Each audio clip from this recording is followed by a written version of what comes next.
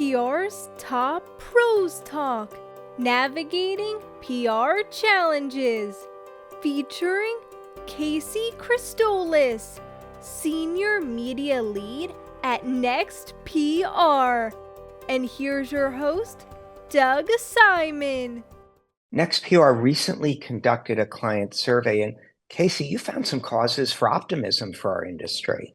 We did, yeah. Of the respondents we surveyed, 55% of marketers said their budget will stay the same, and 24% actually said their budgets will increase in 2023. Yeah, so that is a good sign. One of the challenges you found that clients are facing is to be able to demonstrate ROI. How do you communicate that better? What advice do you have? Yeah, great question. So it's really important to help connect those dots between PR efforts and top of the funnel marketing awareness for either your client, if you're on the agency side, or internal decision makers within the company. I think one of the biggest misses I see as a PR pro is when PR people aren't connecting ROI to what internal marketers are being measured on internally in terms of the KPIs and what they're really seeing as efforts that move the needle internally. So I think, for example, earned media articles are something that is great, but I see a lot of PR people communicate the ROI of that as the sheer volume of coverage rather than what that is doing for the brand's image. So those earned media articles are really important for heightening a brand's credibility or reputation. And while that might indirectly contribute to revenue gains, more importantly, it's really helping those sales prospects find your client's brand and sort of validate the decision that they're about to make in the evaluation stage. Yeah, and we've found obviously our core part of our work is helping clients get on TV, is that they're frequently repurposing that for social media and other platforms where it can be more measured specifically about the results it's generating from sales. But you do want to bridge the gap between PR and sales. What are some of the ways you can do that? So I think in terms of creating a clear line of communication between the PR team and the sales team, that's something that's often lacking. The PR team and the sales team just speak a different language. That is a fact of life. It is a fact of the company structure. So I think if that clear line of communication doesn't exist, if there is no relationship that is built between those teams, you're really going to see a miss in terms of sales team's ability to maximize the PR efforts.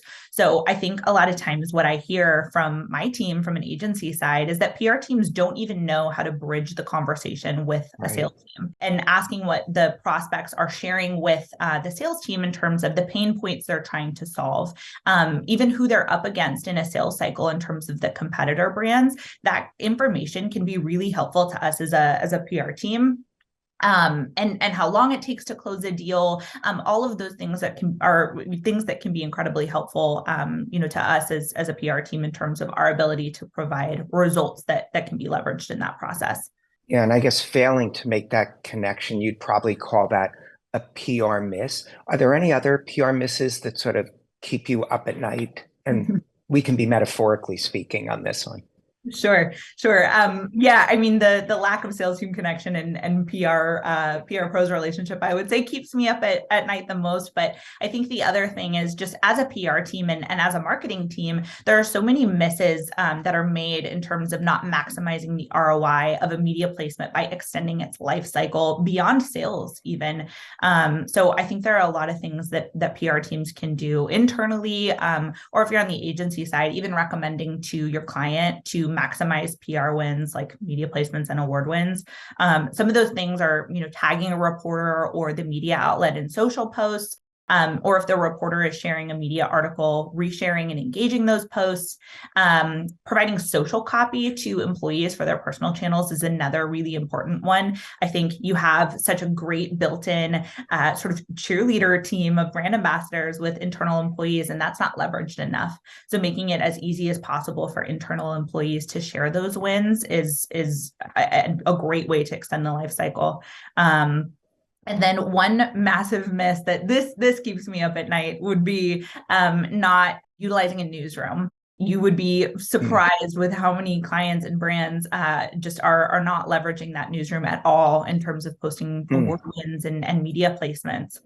So you've touched on the importance of all this for internal communication, but there's a relatively new acronym, at least it was to me, FUD, fear, uncertainty, and doubt, which is probably growing in this time of economic uncertainty. How do you address that both at the client level within your organization? There are all sorts of constituencies that seem to be struggling with that. Absolutely. It was something that we heard from our client survey internally at NextPR is critical for marketers to stay ahead of their competitors and other brands in 2023.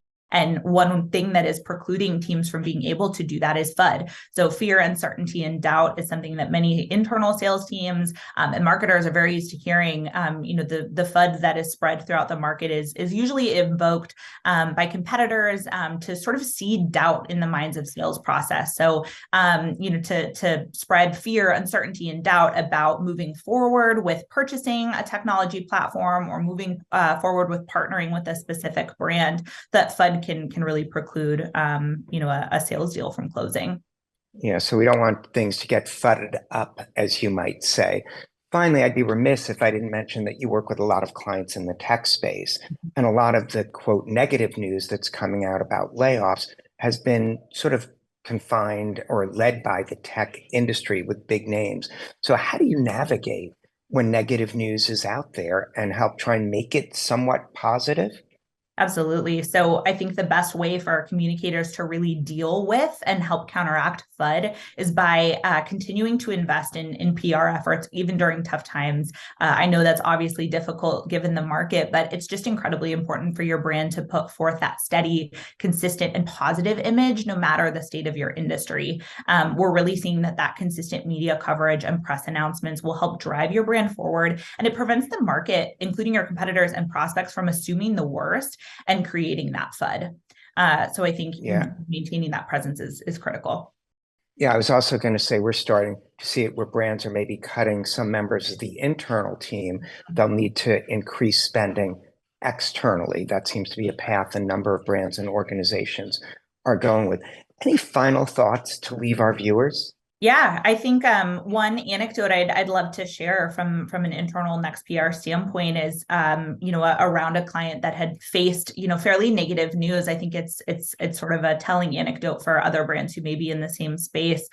We had a cryptocurrency brand in November of 2022 during the fallout of FTX, and that client was perfectly stable in terms of having minimal exposure to really the crisis at hand, but they were getting an extreme amount of FUD from everywhere, from reporters, the Twitter sphere, customers, and the like. And what we really led with was transparency and stable communication. Right. And through that, we were really able to position that brand as the de facto leader, in that industry, and they're better for it at the end of it. So what I'd encourage any PR team to do is proactively build that trust that would enable your client or the decision makers within that company to trust your strategy in turbulent times, because you'll need that trust in the trust bank later on. That's great advice. And Kasey, thanks so much for spending time with us. Great stuff. Thank you.